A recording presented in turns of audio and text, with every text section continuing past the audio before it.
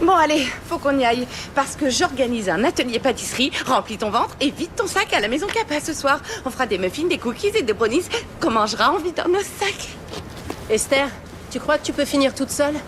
Occupe-toi bien de mon petit Earl, chérie. Quoi qu'il en soit, c'est affreux. Je suis pas sûre.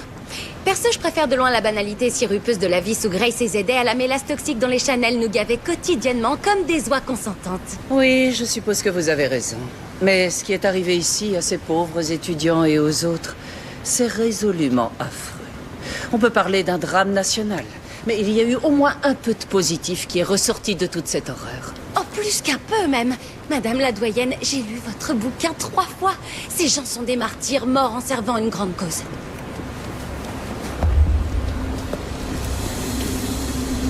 Je sais que c'est vous, Esther. Je me souviens du visage de la petite fille que j'ai vue dans la baignoire cette nuit-là. C'est gravé à tout jamais dans ma mémoire, comme 2 filles, une tasse, ou l'accident de Joe Tessman. Je me rappelle le moindre détail de son petit visage, et je n'aurais aucun mal à la reconnaître si je la revoyais adulte. Ce n'est pas ma faute si tout ça m'est arrivé. Vous avez vu comme Wes est génial? Il aurait été mon père. Ma vie aurait été agréable. Peut-être que si j'avais eu un vrai père, mon frère ne serait pas devenu aussi con. Peut-être que si j'étais allée au ski en famille ou si mes parents m'avaient emmené voir Tim Daly dans Mort d'un commis voyageur, je serais devenue une jeune femme bien plus équilibrée que je ne le suis. Mais c'est comme ça. Et qu'on ne me reproche pas les douloureuses conditions dans lesquelles j'ai été amenée à grandir. Non, mais ces jeunes gens sont morts. Ils sont morts. Et tout ça, c'est votre faute. J'ai tué aucune de ces personnes, à part Pete, mais c'était un assassin, donc j'avais le droit. Par l'État, Esther. Après un procès et de longues instructions en appel et en prenant des médicaments qui sont pour la plupart inoffensifs. Tout a très bien fonctionné, et je ne tuerai plus jamais personne tant que je ne téléphone pas en conduisant. Chacun a obtenu ce qu'il voulait. Et même si les Chanel n'ont pas réellement tué ces personnes, elles ont perpétué le système qui crée des gens comme moi et comme mon frère, Pete et Gigi. Si quelqu'un doit payer pour ça, c'est bien elle. J'ai aussi une conscience et une responsabilité envers tous ces jeunes gens. Je leur dois d'envoyer le coupable devant la justice. Donc sachez que je vais vous dénoncer, Esther.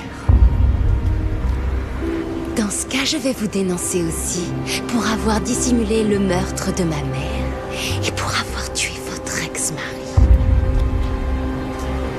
Ou alors on dit qu'on est quitte et on tourne la page en se souhaitant une belle vie pleine de jours heureux et encore beaucoup de livres à vendre.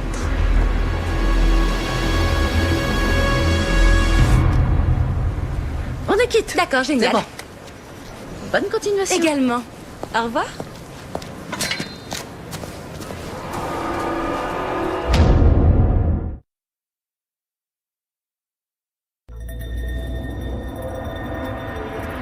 On a créé le centre d'appel de la hotline Sophia Doyle. Je viens d'avoir un bébé et je ne sais pas quoi faire. Les filles qui se retrouvent dans la même situation que Sophia dans la baignoire il y a 20 ans ont maintenant leur numéro vert.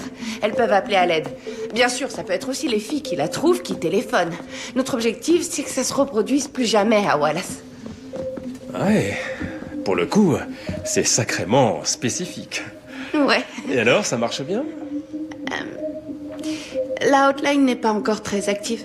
Je vois. Ouais.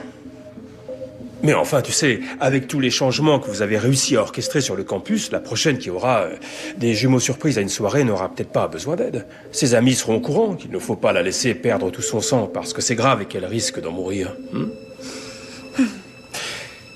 Grace, il faut que je te dise, je suis vraiment très fier de toi.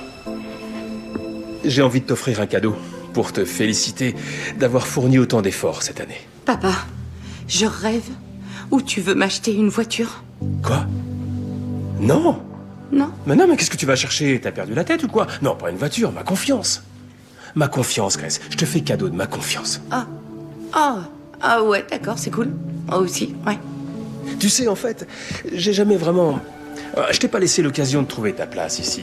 En tant qu'étudiante, bien sûr, mais pas en tant que femme, parce que je t'ai suivi en cachette sur le campus. Et si j'ai cherché à être prof ici, c'était seulement pour te surveiller.